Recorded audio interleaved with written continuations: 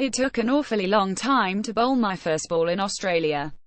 I was playing grade cricket in Perth in 1981 in front of half a dozen spectators, and in the opposition for Melville were Graham Wood and Dennis Lillee, who was coming back from major back surgery. A left-hander, not Wood, was on strike when I was summoned to bowl. I set my field carefully like the good old English pro I was supposed to be, and was about to propel my first delivery down under when there was a cacophonous yell from the man at deep square leg. I was impressed and stopped in my run-up. Clearly the man on the boundary sought my attention to ensure he was in precisely the right spot. I gave him an encouraging thumbs up, but then from a distance of about 70 yards he kept on shouting. I realized he had never been checking that he was standing in the correct place.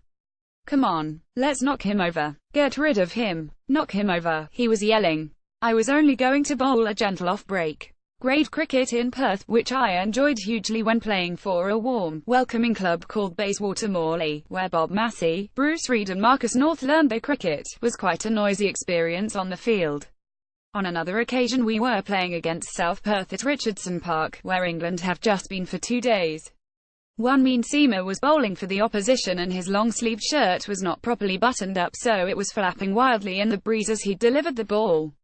The batsman, quite reasonably, asked for the button to be done up. The bowler snarled, removed his shirt and finished the over bare-chested, growling, "Can you see all right now?" Suddenly this felt a long way from Taunton. 5 years later, when I played a season for Western Australia, I discovered behaviour in Sheffield Shield cricket was slightly better, but there has always been a different attitude to sledging, which here they often prefer to call banter, or, if they're feeling scientific, the art of mental disintegration. I remember batting against Mike Whitney, the brisk and busy left-armer from New South Wales, at the WACA in the last half-hour of play, and receiving some quiet but very menacing threats about how his extreme pace was going to cause me considerable damage. I survived until the close with my body and wicket intact, and then, as was the custom, the batting side would go into the fielding side's dressing room for a beer after the close of play. In I went, and there was Whitney.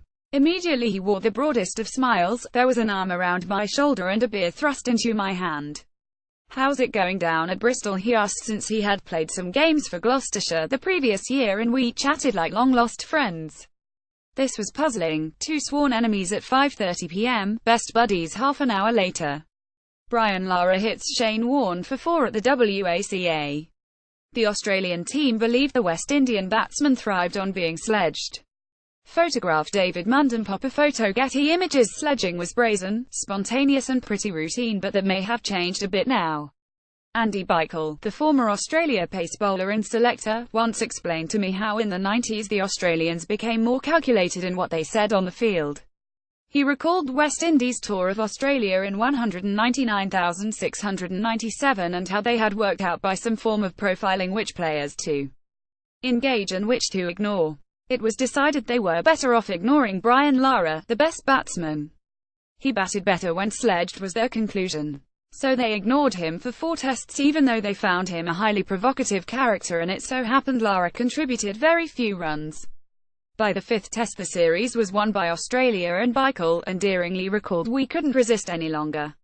We really had a go at him. He got 100 and West Indies won the match." Some pre-planning was mentioned by the wicket-keeper Tim Payne as he looked forward to the Perth test. "I'm sure we'll bring up the Duckett affair at some point out there," he said. "No doubt he has been contemplating that as well as his glove work. How about Armando Iannucci as England's scriptwriter of sledges? He can surely cut into the Aussies' psyche. Since every area of the game must now be covered by specialist coaches, let me offer some help to a beleaguered England side. How about Armando Iannucci as England's scriptwriter of sledges? He can surely cut deep into the Aussies' psyche. Maybe Peter Capaldi could assist with advice about the appropriate way to deliver the invective. We are obviously not sledging well enough at the moment. In reality, the calculated personal insult is ugly, though I would never be an advocate of silence out there.